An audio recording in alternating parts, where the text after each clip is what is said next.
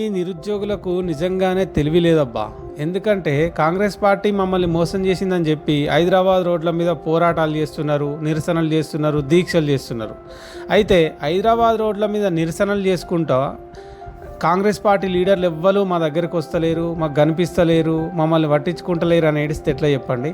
ప్రతిపక్షంలో ఉన్న కాంగ్రెస్ పార్టీ మాత్రమే హైదరాబాద్లో ఉంటుంది, లీడర్లంతా హైదరాబాద్లో అందుబాటులో ఉంటారు. అందుకే ఎన్నికల కంటే ముందు రేవంత్ రెడ్డి వచ్చిండు, రాహుల్ గాంధీని కూడా నిరుద్యోగుల దగ్గరికి పట్టుకొచ్చిండు. కానీ ఒక్కసారి కాంగ్రెస్ పార్టీ అధికారంలోకి వస్తే ఆ లీడర్లంతా హైదరాబాద్ ఎందుకుంటారు? ఢిల్లీ చుట్టూ తిరుగుతుంటారు, ఢిల్లీలోనే ఉంటారు. మన ముఖ్యమంత్రి ఇప్పటికి 17 సార్లు వేయొచ్చిండు ఢిల్లీకి. అందుకే మీరు చేసే ఈ నిరసన కార్యక్రమాలేవో, ఈ దీక్షలేవో ఢిల్లీలో వేసుంటే, ఢిల్లీ రోడ్ల మీద వేసుంటే ఖచ్చితంగా మీకు రోజుకొక కాంగ్రెస్ పార్టీ లీడర్ కనిపిస్తుండే, ముఖ్యమంత్రి కూడా కనిపిస్తుండే. మీరు వాళ్ళకి కనిపిస్తుండే, వాళ్ళు మీకు కనిపిస్తుండే. అప్పుడన్నా మీ సమస్యలు పట్టించుకునే ప్రయత్నం చేసేటోళ్ళు. కానీ హైదరాబాద్లో దీక్షలు చేసి వాళ్ళు కనబడతలేరంటే ఎందుకు కనిపిస్తారు చెప్పండి? ఇప్పుడు వాళ్ళకి నిరుద్యోగులతో అవసరం తీరిపోయింది, గెలిచిర్రు, అధికారంలోకి వచ్చారు. ఇప్పుడు వాళ్ళకి హైకమాండ్ తోటే అవసరం. ఎందుకంటే వాళ్ళకి ఇప్పుడు మంత్రి పదవులు కావాలి, కొత్త పీసీసీ అధ్యక్షులు కావాలి, ఇట్లా పదవులు కావాలి వాళ్ళకి ఇప్పుడు.